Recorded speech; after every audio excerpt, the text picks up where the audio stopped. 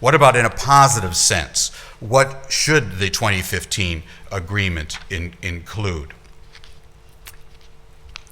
Well, there are design elements that should be there, common definitions of key terms, obviously including the ones for compliance purpose, registries, tracking. Again, if you want the details, you can go into the paper.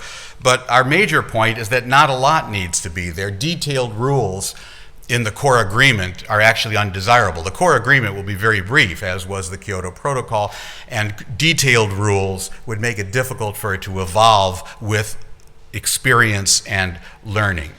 So that can all be elaborated in subsequent COP decisions. It doesn't have to be done in this agreement.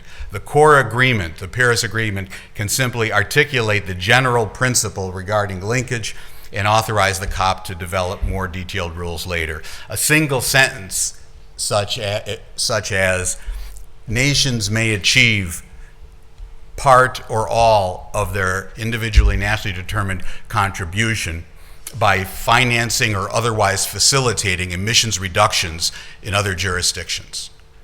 That would be tremendously valuable, that sentence. So my view is that in terms of this issue, linkage, less can be more on the road to Paris and beyond. Now, to wrap up, I want to acknowledge something about the institutional path ahead. You know, Copenhagen, for any of you who were there, I was there, illustrated problems with the process under the United Nations.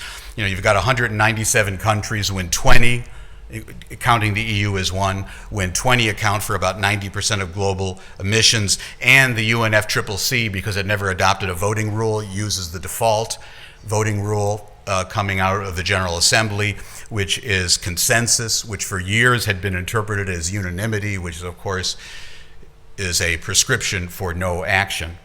There are other possibilities that are looked at. The Major Economies Forum has about, I think it's 26, 27 countries in there, again counting the EU as one of those.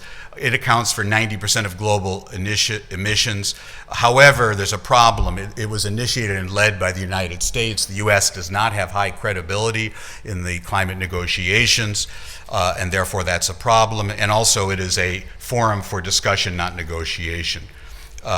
Second, the G20, almost the same set of countries, covers the same amount of emissions, could be a very attractive venue. They have discussed climate change, and there's no reason that finance ministers should not be the ones doing the negotiation. We might get more realistic and progressive negotiations that way.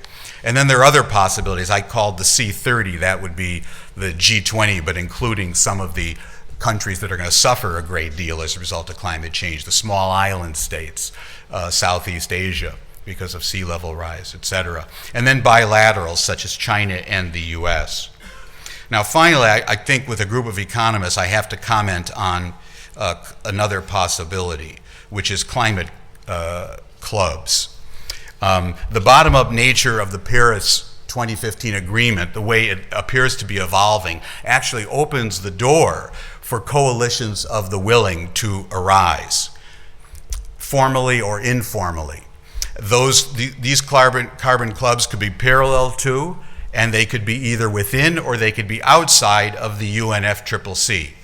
The possible approaches that have been talked about, one is a club of national carbon taxes. David Victor, Scott Barrett, and most recently Bill Nordhaus in his presidential address to the American Economic Association this year have written about this. So each country putting in place a revenue-neutral carbon tax. Also carbon market clubs, so the cap and trade version of that has been written about. Dick Stewart, Jennifer Morgan, Nat Cohane over the last few years. Either way, the benefits of the club are greater cost effectiveness, market liquidity, reduced concerns about competitiveness for the members of the club. You don't get competitive distortions because they're all the same carbon price. Reducing free riding, reducing carbon leakage. The problem, though, with this is that a club has to have some exclusive benefit to the members. That's the organizing principle of a club in the economic sense of the word, and the one that everyone talks about, the only one that seems to be on the horizon, is going to be using border adjustments, that is, tax adjustments or import allowance requirements if it's cap and trade for non-participating countries. And what that could potentially do to international trade systems should be a source of concern. So that's the largest downside of all the proposals that I've seen.